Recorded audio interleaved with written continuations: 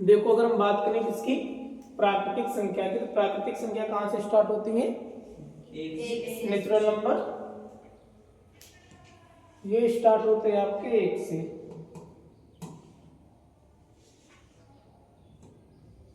है ना। 1 2 3 4 5 1 से स्टार्ट होकर कहां तक होते हैं, इनफाइनाइट तक। ध्यान क्या रखना है, क्या नहीं होगा इसमें, फ्रैक्शन नंबर नहीं आएगा कोई, है ना। फ्रैक्शन नंबर बोले तो 3/2 5/2 ऐसा कोई नंबर इसमें नहीं आता है ना। इसके बाद अगला है आपका क्या, पूर्ण संख्या होल नंबर। पूर्ण संख्या कहां से स्टार्ट होते हैं, 0 से। क्या कर देते हैं, केवल नेचुरल नंबर में अगर हम 0 इंक्लूड कर दें तो क्या बन जाता है, होल नंबर। तो ये कहां से स्टार्ट होते हैं, 0 से। तो 0 1 2 3 4 5 6 इस प्रकार से करके इनफाइनाइट तक जितने नंबर होते हैं इन्हें हम क्या बोलते हैं, होल नंबर, पूर्ण संख्या, है ना। इसमें भी कोई फ्रैक्शन का नंबर नहीं आता है, जैसे 5/2 या 4/3, है ना, इस तरह का कोई नंबर नहीं आएगा।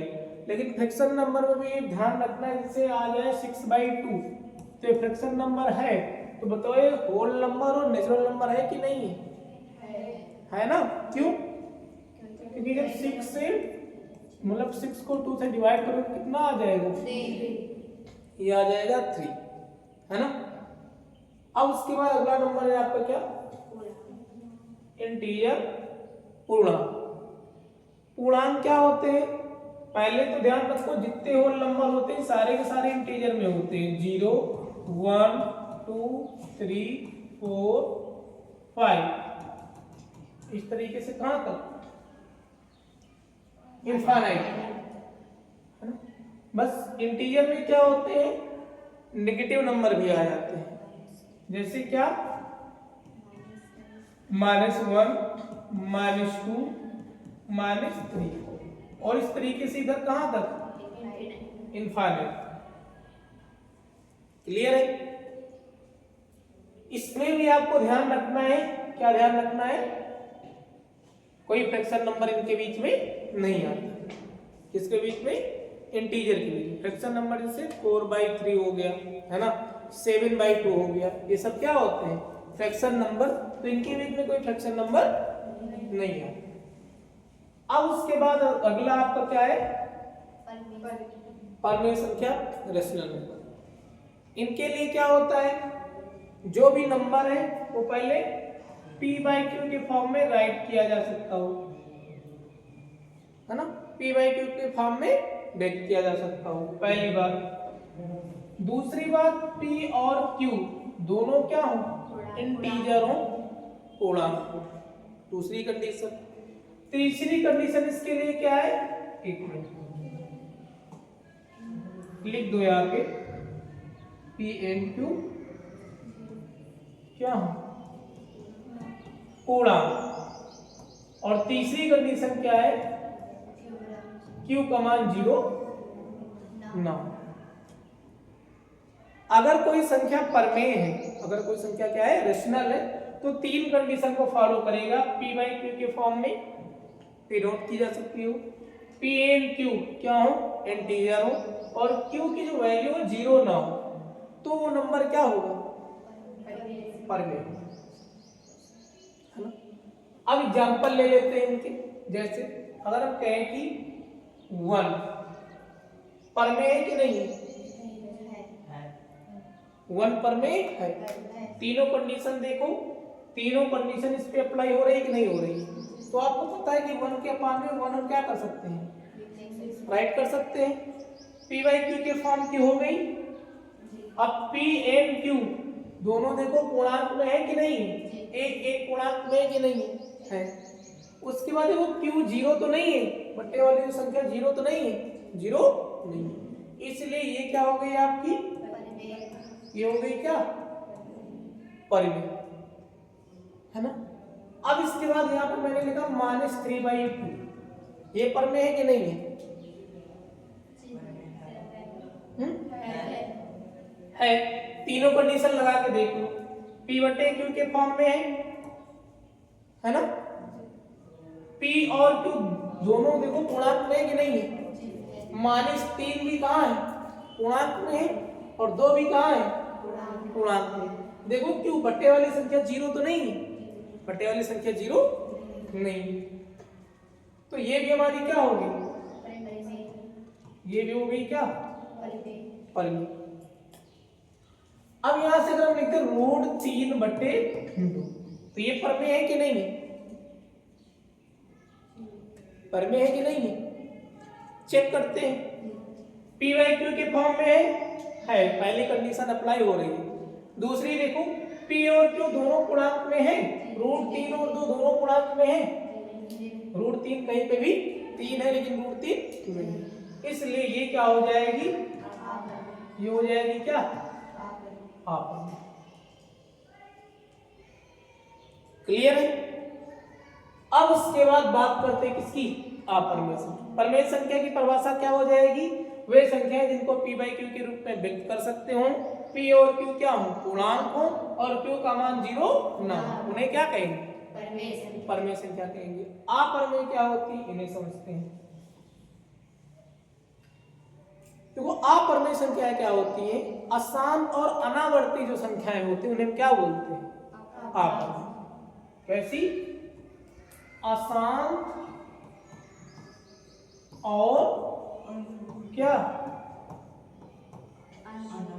अनावर्ती संख्या को क्या बोलते हैं? अपरमेय।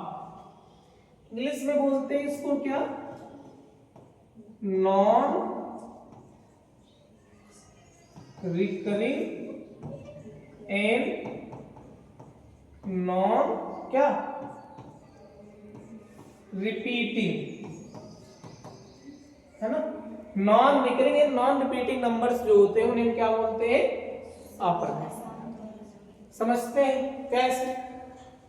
जैसे यहां पे लिख दिया 1.2, फिर लिख दिया मैंने 1.999 एंड सो ऑन, फिर मैंने लिख दिया 1.56723961 एंड सो ऑन। तो वे संख्याएं जो अशांत और अनावर्ती दोनों होंगी, मतलब नॉन रिकरिंग भी होगी और नॉन रिपीटिंग होंगी, उन्हें क्या बोलेंगे? अपरमेय। देख लो कौन अशांत और अनावर्ती दोनों है। 1.2 अशांत है, शांत है, तो 1.2 परमेय है कि अपरमेय? परमेय। अपरमेय कौन होंगी? जो अशांत और क्या होंगी? अनावर्ती होंगी। 1.2 अशांत नहीं है, इसलिए क्या हो गया? इसलिए हो गया आपका क्या? परमेय। 1.999 अशांत है,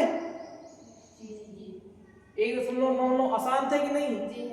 अशांत है, एक कंडीशन फॉलो कर रहा है। चलो दूसरी चेक करो, अनावर्ती है कि नहीं? अनावर्ती है? अनावर्ती नहीं है, आवर्ती है, ये रिपीटिंग है। देखो 999 रिपीट कर रहा है कि नहीं कर रहा है? तो अशांत तो है लेकिन अनावर्ती नहीं है। ये नॉन रिकरिंग तो है लेकिन नॉन रिपीटिंग नहीं, इसलिए ये भी क्या हो जाएगा? परमेय। अपरमेय के लिए क्या है? कंडीशन क्या है?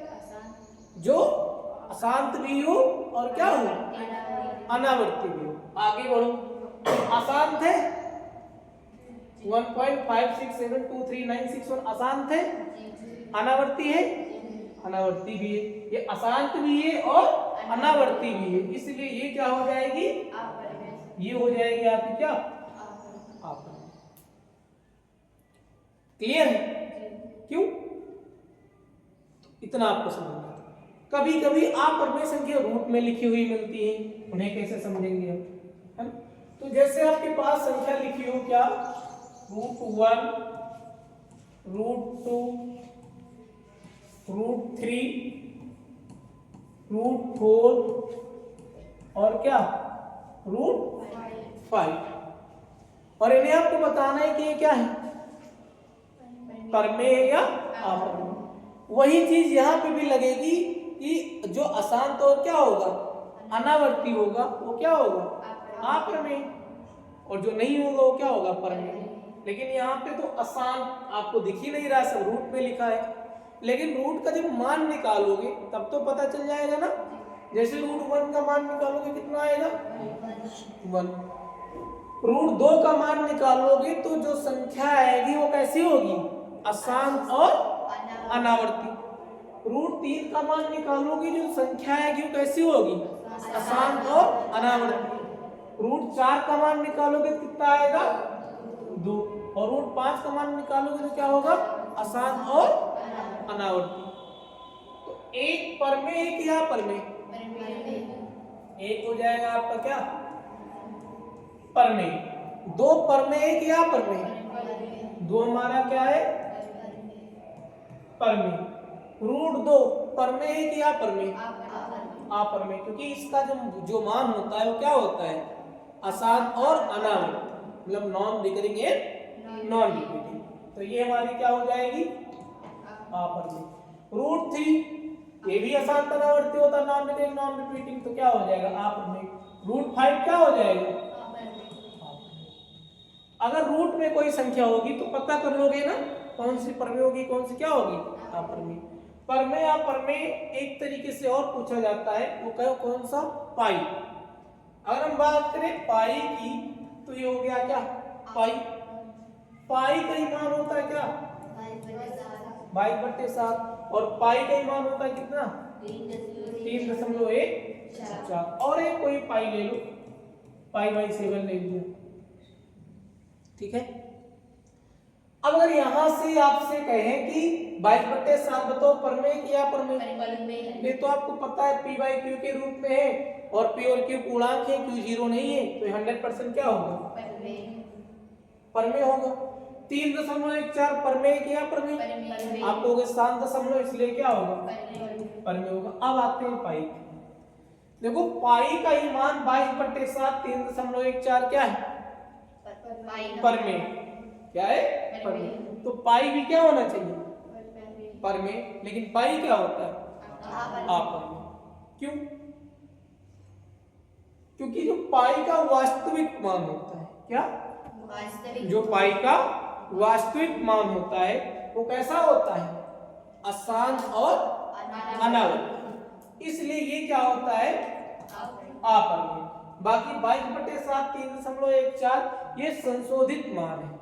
जब क्वेश्चन को सॉल्व करते हैं उनके लिए हम पाई के मान कितने लेते हैं, 22/7 और 3.14, तो इसलिए ये क्या है, पर में। लेकिन अगर पाई खुद कहीं पे लिखा होगा तो उसका वास्तविक मान कंसीडर किया जाएगा, और जो पाई का वास्तविक मान होता है वो कैसा होता है, आपर में, मतलब अशांत और अनावर्ती होता है। इसका मतलब पाई कहीं पे भी आएगा तो उसका मान क्या होगा, आपर में।